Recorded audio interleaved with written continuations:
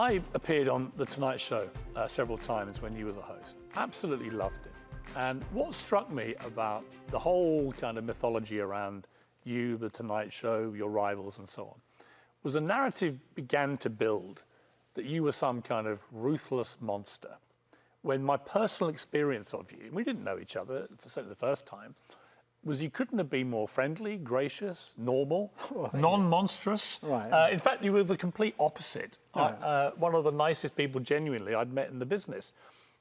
What did you feel when that became this sort of thing about you, that people were saying this stuff? Like I always say, if you're playing football, who do you tackle? You tackle the guy with the ball.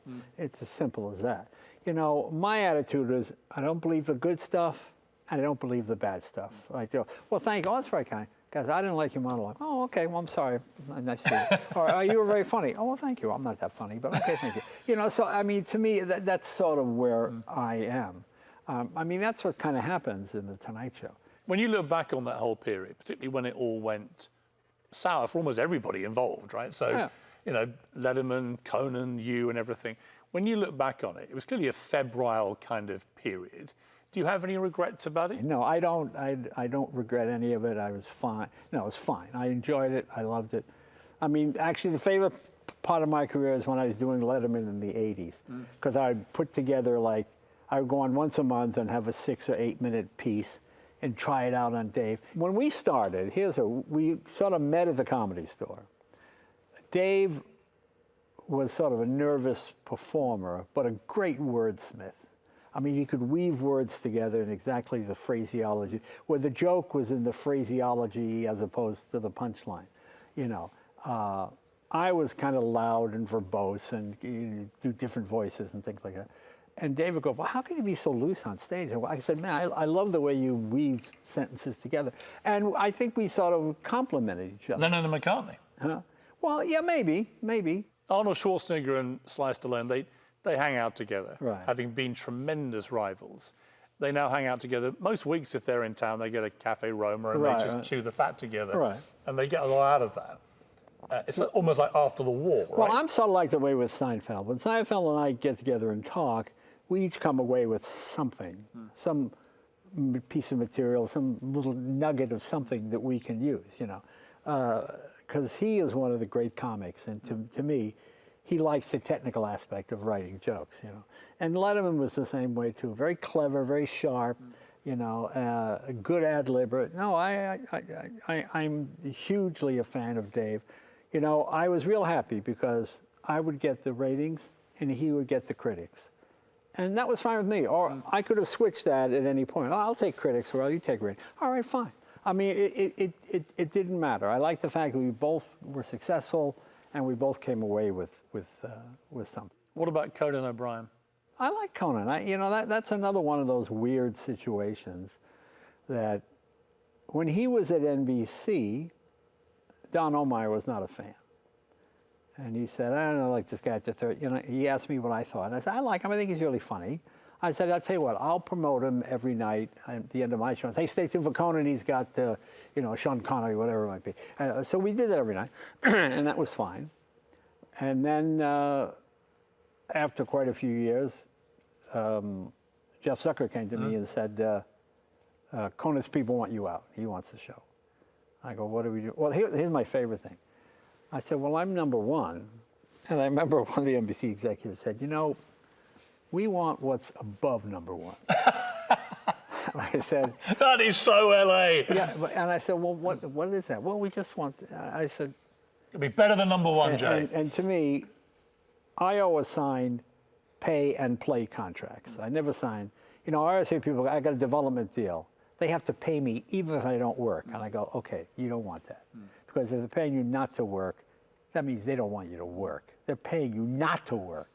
So my deals are always, if you're paying me, you got to. So my contract was pretty, I'm on for 5 years. So, okay, at the end of 5 years, they want to place you with Conan. And I said, I didn't have a manager, I didn't have an agent, I didn't have anything. Really? Did it all yourself? No, I do it myself. I said, look, if they don't want you, I don't want to die of 1,000 paper cuts, you know what I'm saying? So I said, okay, fine. So I'll retire after the next 5 years. Conan's doing fine. And then Craig Ferguson comes along. who was great. And Craig Ferguson goes out to Conan, and then suddenly he starts winning. He wins a Peabody Award and other things, and Emmy nomination, and they go, and then suddenly Jeff Snooker and everybody's like, oh, did we make a mistake? I said, guys, I'm here. What am I doing? I said, well, I've been trying to figure out what to do. They said, you want to stay on? I go, what am I going to stay on as? So they said, we'll do a 10 o'clock show. I never thought a 10 o'clock show would work, but they said, I'll tell you, we'll pay your staff for 2 years, full benefits pay. All right, we'll try it. Well, it lasted about 9 months because we're competing with Law and Order and 10 o'clock drama series and stuff. It didn't work. And then they said, well, how if you go on at 11:30 for half an hour and Conan takes it from 12? I said, if Conan will go for that, I'll go for it. But, well, they brought that to Conan. He said no, and he quit. So then they came to me and said, all right, why don't you come back? I said, all right, fine. But there was no... But isn't the truth really, I mean, I read it all. And Good. Isn't the truth in the end, you didn't want to leave The Tonight Show in the first place. You were number one. I didn't want to leave. You didn't want to leave. You were put in a position where you kind of were forced to. Yeah. And everything else unraveled from that. You've still been blamed by a certain number of people about it all. But it seemed to me that your only crime was that you were number one in a show you loved doing. Right, right. And you didn't want to give it up. Yeah, that's pretty much it. I mean, that was the story, wasn't it? That was the story, yeah. But I mean, the idea that I would read these things, Leno demanded $150 million. No. I said, they fired me. How could I demand? You know, they have all these ridiculous things. And isn't it true that you never used any of your money from television? No. Nothing? I'm a comedian. I make my living doing stand-up comedy. If you get a TV show, oh, that's nice. But TV shows last either 6 weeks or 22 weeks. So what did you do with these hundreds of millions of dollars? Still there. Untouched? Well, I mean, not untouched, but yeah, I live pretty, with the exception of cars and motorcycles.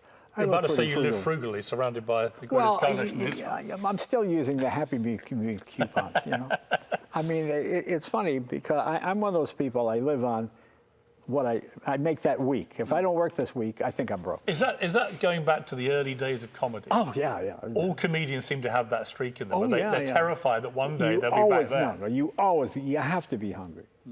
Are you still as hungry as ever? Yes. Really? Yes. That's amazing. Yes. After all your success, everything you've achieved, yeah, you still have that burning inside you.